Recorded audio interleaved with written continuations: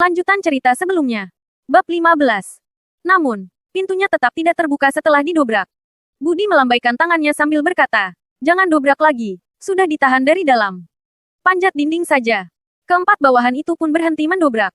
Kemudian, mereka mulai bertumpu satu sama lain untuk memanjat dinding rumah Wira. Setelah melompat masuk, bawahan itu pun membukakan pintu dari dalam agar Budi bisa masuk. Setelah melihat Budi masuk ke rumahnya, Wulan langsung berlari ke ruang utama dengan panik. Budi melangkah dengan santai sambil berkata, "Cantik, suamimu sudah kabur, tapi kamu masih begitu setia padanya. Bukannya lebih baik hidup bersamaku yang penyayang? Suamiku nggak kabur. Dia pasti pulang untuk bayar utang. Kamu jangan macam-macam." Wulan menyeret meja di dalam ruang utama untuk menahan pintu. "Apa bagusnya si pemboros itu hingga kamu begitu setia padanya?" Budi memberi isyarat pada bawahannya, lalu dua bawahannya langsung mendobrak pintu. Saat pintu didobrak, Wulan yang sedang menahan meja juga terempas ke lantai. "Pakai tenaga," seru Budi sambil tersenyum licik. Setelah didobrak beberapa kali, pintu itu pun terbuka. Budi mendekati Wulan dengan ekspresi mesum sambil berkata, "Cantik, berhubung si pemboros itu nggak ada di rumah, kita bisa langsung masuk kamar. Menurut surat perjanjian, kamu itu sudah jadi milikku." Wulan buru-buru bangkit dan berlari ke dalam kamar. "Cantik, jangan buru-buru dong. Baru dibilang sudah langsung masuk kamar."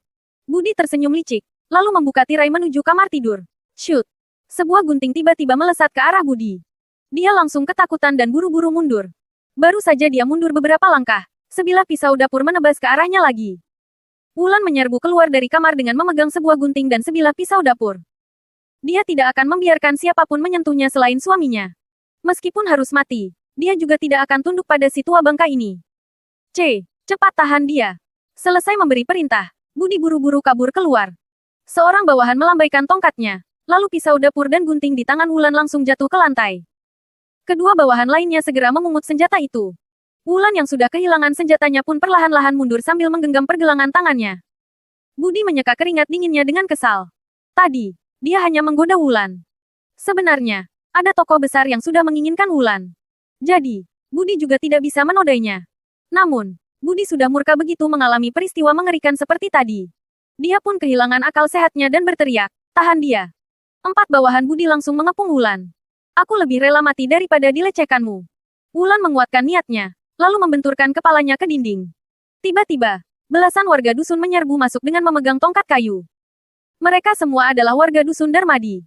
Ada orang yang berteriak, "Budi, kamu mau apa? Berhenti sekarang juga. Kalau enggak, kami enggak bakal sungkan lagi."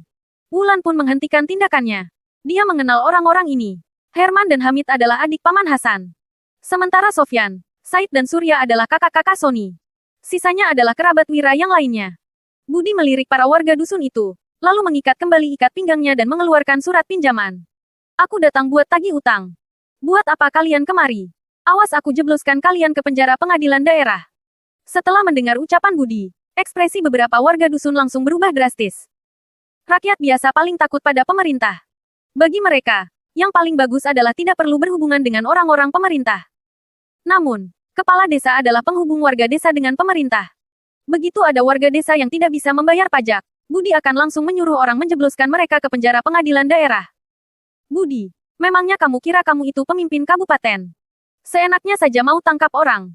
Herman memaksakan diri untuk berkata dengan berani, "Memang benar Wira berutang padamu.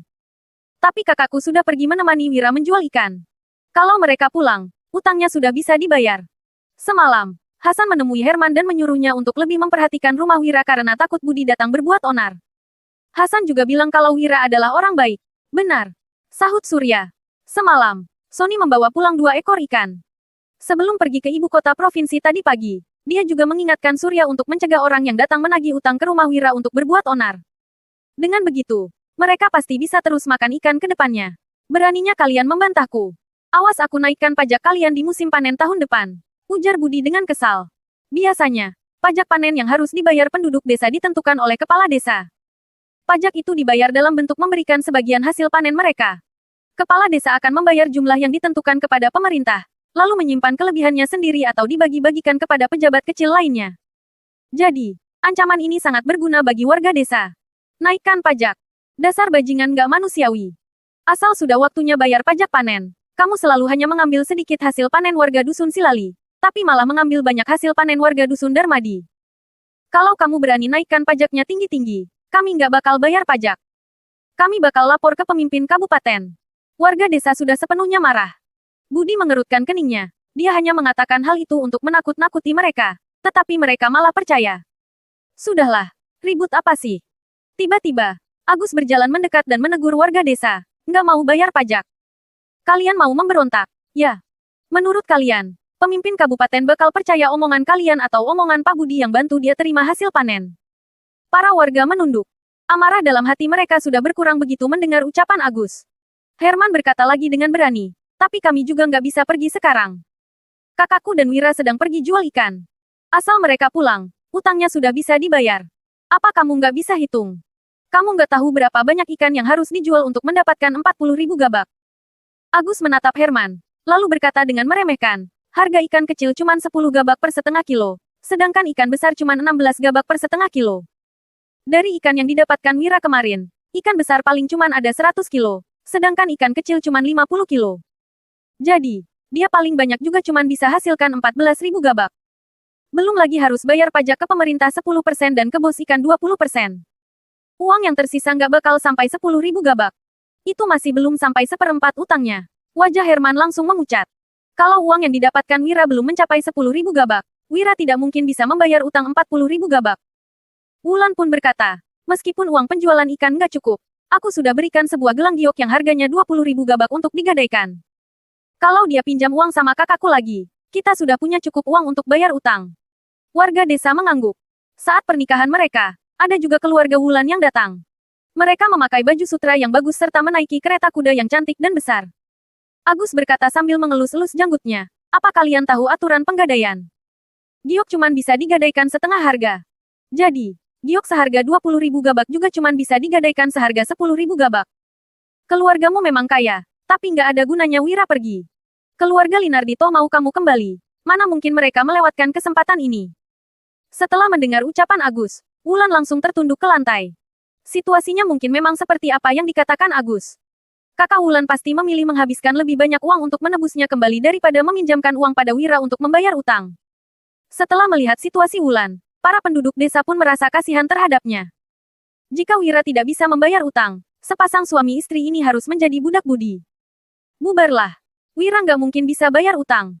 Rumah ini bakal segera jadi milik Pak Budi. Mana sopan kalian datang dengan membawa tongkat kayu?